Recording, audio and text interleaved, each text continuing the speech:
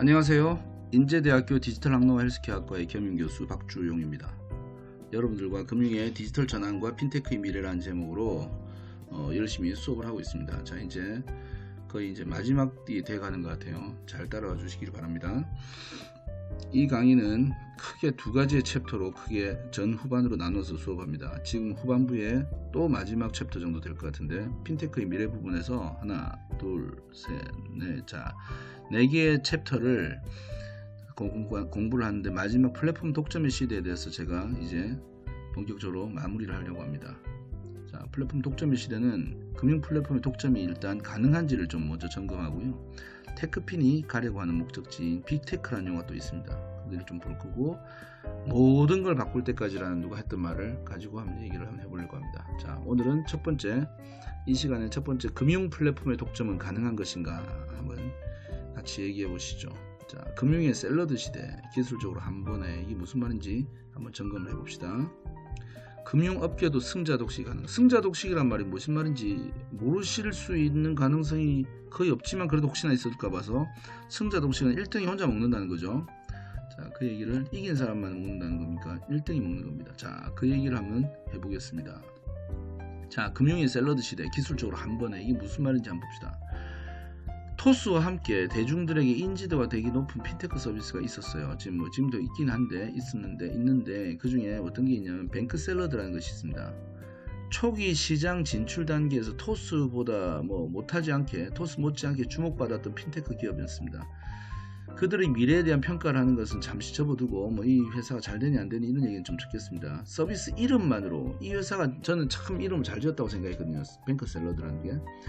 잠시 얘기를 그런 것 쪽으로 한번 해보려고 합니다. 샐러드라는 서비스명이 의미하는 것이 무엇일까요? 흔히 콩글리시로 말하면 사라다 이런 얘기 하잖아요. 이게 버무린다, 썩는다 이런 뜻이 되잖아요. 저는 이게 예사롭지 않게 들렸거든요.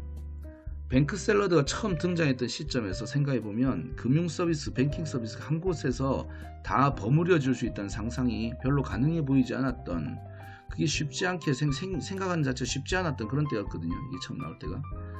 초기에 뱅크샐러드의 TV 광고를 한번 이렇게 보시면, 이게 지금 그 당시에 좀 잘 인기 있었던, 굉장히 인기 있던 그 여배우를 통해서 광고가 나는데, 여기 보시면 그 방금 탁탁 지나갈 때 보셨는지 모르겠지만 제가 설명을 좀 드리면, 은행, 카드, 보험, 증권 이 모든 걸 한 번에 관리해서 재테크를 해준다는 그런 스토리거든요. 뭐냐면 내가 갖고 있는 은행 계좌들 또는 은행 거래 내역들, 그리고 카드 다 쓰죠.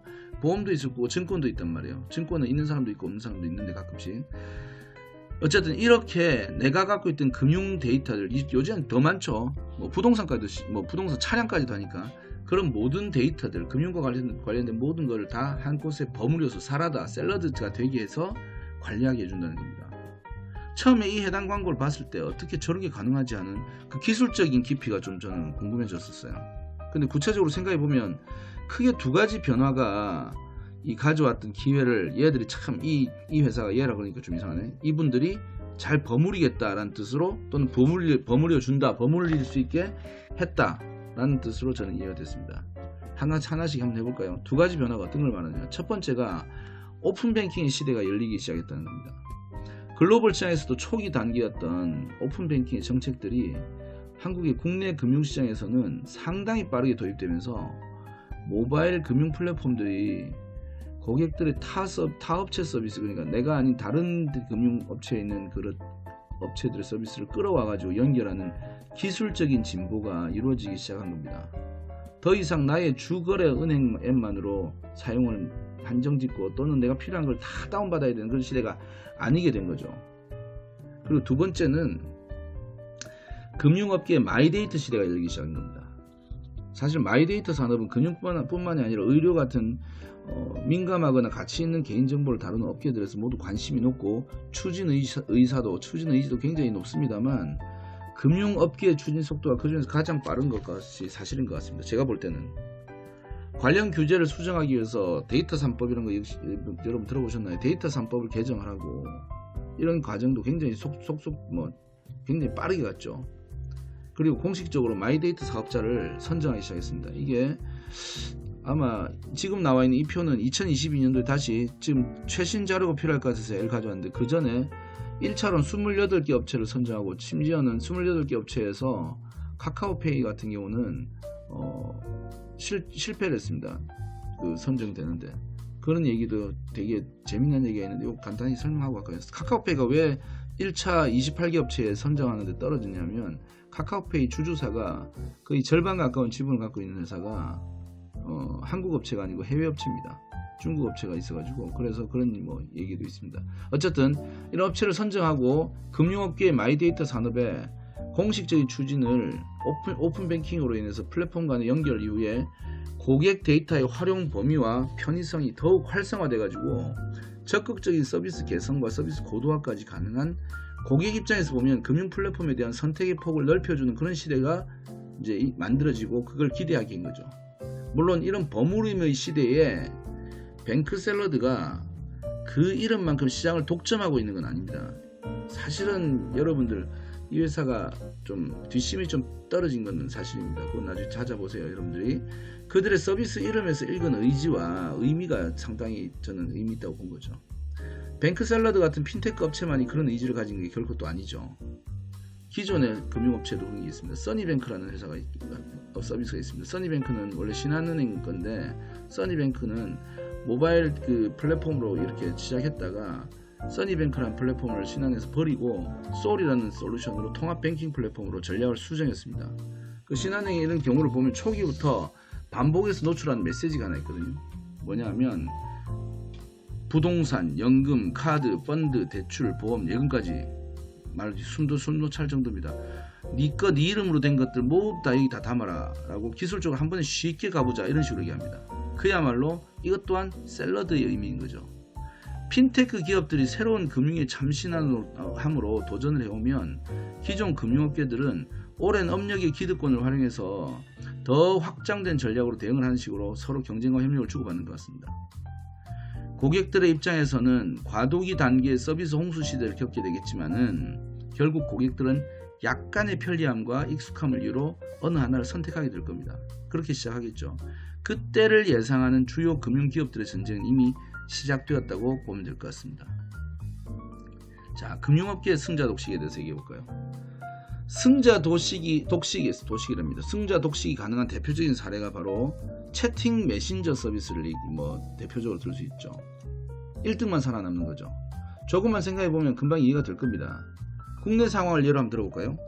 카카오톡이 시장을 선점했던 시점에 혹은 그 이후에도 유사한 서비스가 과연 하나도 없었을까요? 아닙니다. 제가 직접 듣고 직접 관련이 있었던 회사만 해도 몇 개가 되고요. 대표적으로 또 카카오하고 비교할 수 있는 정도의 네이버의 라인이 국내 서비스를 시작했지만 어떤 그런 과정이 있었고 SK의 네이톤 같은 경우도 다 같은 대기업 서비스가 사실상 경쟁에서 밀려났습니다. 이게 왜? 승자 독식 시장 때문에. 이들 대부분 최소 수백억 원 이상의 사업 투자를 했고 대부분 큰 손실을 남기고 사라졌는데 왜 그럴까요? 이런 식의 서비스들은 네트워크 기반이 너무 중요하기 때문에 아무리 서비스가 훌륭해도 나 혼자서 이 서비스에 머물러 가지고는 활용이 불가능합니다. 나는 상대방한테 얘기하고 싶은데 상대방이 이 서비스를 안 쓰면 아무도 안 쓰죠. 그러니까 나도 쓰고 남도 쓰고 다 같이 쓰는 서비스로 머무를 수밖에 없습니다.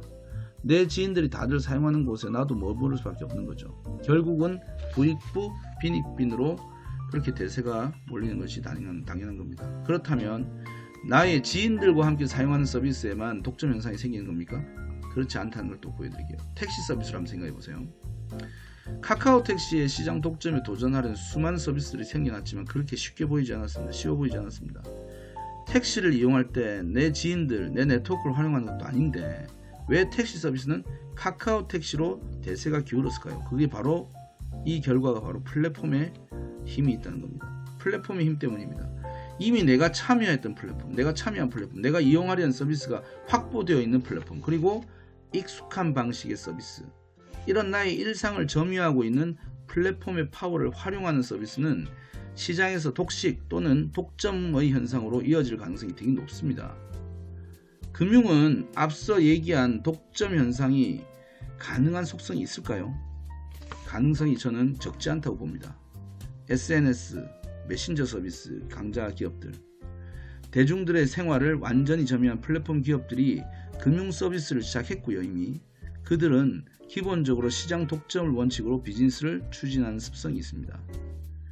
그들이 거쳐온 업계의 역사를 되짚어보면 더욱 확신이 들 수밖에 없는데, 네이버가 살아남은 포털 서비스를, 그리고 카카오의 메신저 시장 독점을, 아마존이나 쿠팡 같은 커머스 기업의 서비스, IT 분야의 대부분의 기업들이 결국은 거대 서비스 기업으로 예속되는 현상들, 이런 것들이 단순히 어떤 한두 기업의 특별한 성과가 아니라는 거죠.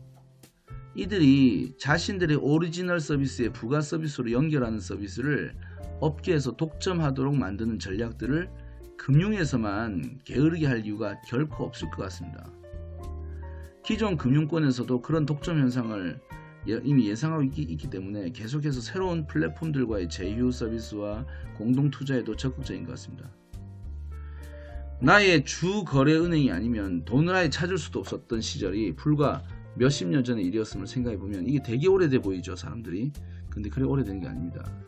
앞으로 우리 금융 서비스가 어떤 플랫폼에서 어떻게 구현이 될 것인지 누구도 단언할 수는 없을 것 같습니다만, 대부분의 금융 플레이어들은 모든 고객을 자신의 플랫폼에 묶어두고 싶은 욕망이 있다는 것은 사실이기 때문에 앞으로의 행보가 주목할 만한 그런 이슈가 많을 것 같습니다.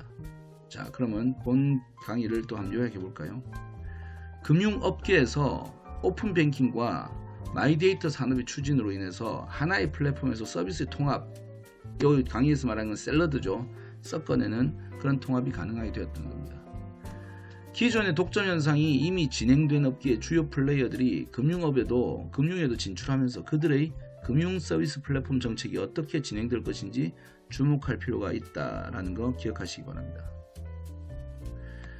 금융 서비스도 플랫폼의 통합과 연결로 인해서 장기적으로는 독점 플랫폼의 등장이 가능할 수도 있으므로 기존 금융업계와 새로운 핀테크들의 경쟁과 협력이 치열하게 이루어지고 있다는 것을 명심하시기 바랍니다.